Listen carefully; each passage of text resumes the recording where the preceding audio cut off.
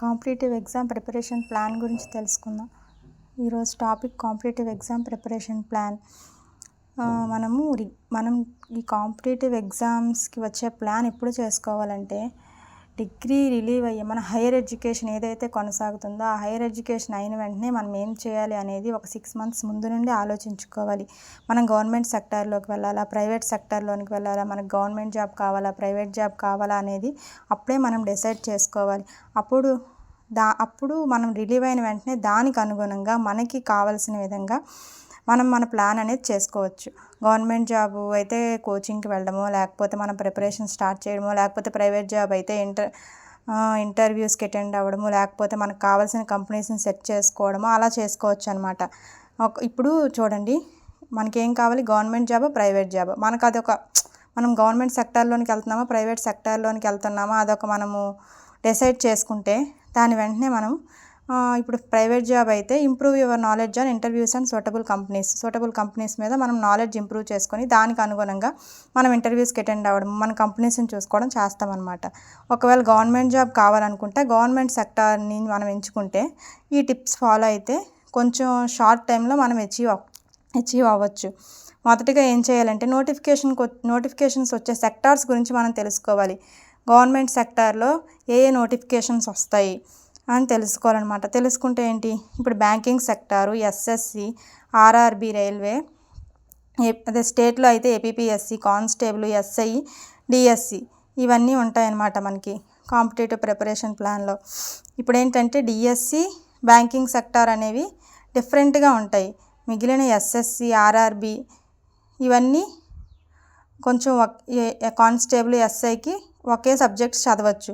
మళ్ళీ ఏపీపీఎస్సి ఎట్లా ఉంటుందంటే ఇవన్నీ ఎస్ఎస్సి, ఆర్ఆర్బి, కానిస్టేబుల్, ఎస్ఐకి కొంచెం తక్కువగా చదివితే సరిపోద్ది. ఈ ఏపీపీఎస్సికి వచ్చేసరికి హై లెవెల్లో జనరల్ స్టడీస్ అనేది చదవాలి. బ్యాంకింగ్ సెక్టార్కి వచ్చేసరికి ఏంటంటే ఈ ఎస్ఎస్సి, ఆర్ఆర్బి, కానిస్టేబుల్, ఎస్ఐలకి అర్థమెటిక్, రీజనింగ్ కొంచెం లో లెవెల్ సరిపోద్ది. బ్యాంకింగ్కి వచ్చేసరికి హయ్యర్ లెవెల్లో అర్థమెటిక్, రీజనింగ్ అనేది ప్రాక్టీస్ చేయాలి. అప్పుడు మీరు మీ ఎగ్జామ్ని సెలెక్ట్ చేసుకోవాలి. మనం ఎస్ఎస్సి, ఆర్ఆర్బి అప్లై చేస్తామా, లేకపోతే కానిస్టేబుల్, ఎస్ఐకి ప్రిపేర్ అవుతున్నామా, లేకపోతే ఏపీపీఎస్సికి ప్రిపేర్ అవుతున్నామా, బ్యాంకింగ్ సెక్టార్కి, డిఎస్సి కానీ అలా మన ఎగ్జామ్ మనం సెలెక్ట్ చేసుకున్నామంటే ఆ ఎగ్జామ్ సెలెక్ట్ చేసుకునే ప్రకారం మనం ప్రిపరేషన్ అనేది చేసుకోవచ్చు అనమాట. అప్పుడు ఏం చేయాలంటే అప్పుడు ప్రిపరేషన్ స్టార్ట్ చేయాలి. ఇప్పుడు ఎగ్జామ్ సెలెక్ట్ చేసుకున్న తర్వాత ప్రిపరేషన్ స్టార్ట్ చేయాలి. ప్రిపరేషన్ ఎప్పుడు ఏంటంటే చాలా స్లోగా ఉండాలన్నమాట. ఎంత స్లోగా ఉండాలంటే ఫస్ట్ మనం దాన్ని అర్థం చేసుకోవాలి.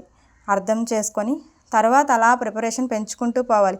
ఒకేసారి మనకి ఆకలేస్తుంది కదా ఎక్కువ అన్నం పెడితే ఒకేసారి తినలేం కదా. అలాగే మనం చదువుకునేటప్పుడు కూడా కొంచెం కొంచెం చదివామనుకోండి, అప్పుడు మనకి ఆటోమేటిక్గా దాని మీద అవగాహన అనేది పెరుగుతూ ఉంటుంది. ఒకేసారి అన్ని సబ్జెక్ట్స్ తిరిగేసేసి చదివేయాలనుకుంటే అవ్వదు కదా. మనం కూడా అదే ప్లాన్ ఫాలో అవ్వాలన్నమాట. అప్పుడు ప్రిపరేషన్ స్లోగా స్టార్ట్ చేయాలి.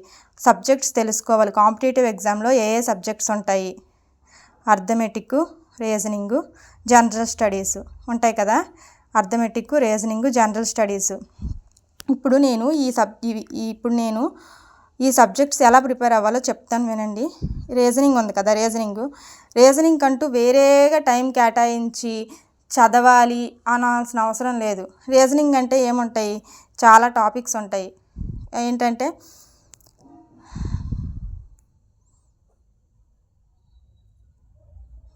రీజనింగ్ ఏంటంటే దీన్ని ఏంటంటే మనం రోజువారీ చేసే పనుల్లోనే మనం చదువుకోవచ్చు అనమాట.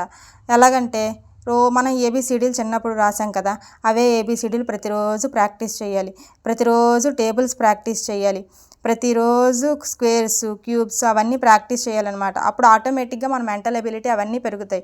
అప్పుడు మనం రీజనింగ్లో కొంచెం బాగా చేయొచ్చు అనమాట. అర్థమెటిక్ కూడా